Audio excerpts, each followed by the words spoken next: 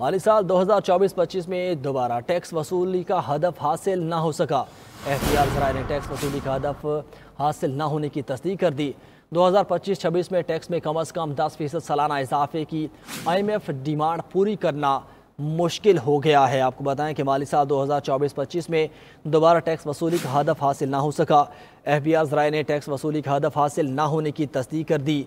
2025-26 में टैक्स में कम अज़ कम 10% सालाना इजाफे की IMF डिमांड पूरी करना मुश्किल हो गया। तफसीलात बताएंगे इकराम होती हमारे साथ मौजूद। इकराम, आगाह कीजिएगा, टैक्स का हदफ कितना रखा गया था जो हासिल ना हो सका?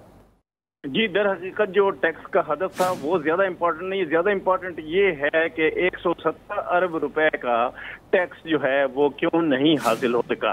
अब जो पार्लियामेंट की जानिब से तो ये हदफ मंजूर किया गया था कि 129.7 खरब का टैक्स आपने इकट्ठा करना है। एफबीआर ने 12.48 खरब रकम वसूल की।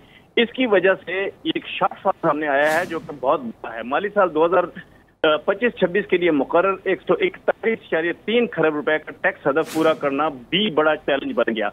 गुज़िश्ता माली साल के इंतजाम पर 119 खरब रुपए की बुनियादी टैक्स वसूली हासिल ना हो सकी।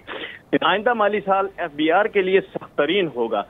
141.31 खरब रुपए का जो हदफ मिनी बजट के बगैर अब पूरा करना मुश्किल हो गया है। इस माली साल 29 अरब रुपए का इजाफी टैक्स है और जो गुज़श्ता अगर इकट्ठा नहीं हो सका तो 29 अरब और ज्यादा जो है वो इकट्ठा करना मुश्किल होगा। शॉर्ट फॉल जो है हुकूमती मालियाती खजारों को खतरनाक हद तक बढ़ा सकता है। भारी टैक्स लगाने या फिर अखराजात कम अज कम 300 अरब रुपए का कट लगाने के अलावा कोई चारा नहीं है। मालियाती तवाज़ुन बहुत शुक्रिया आपका।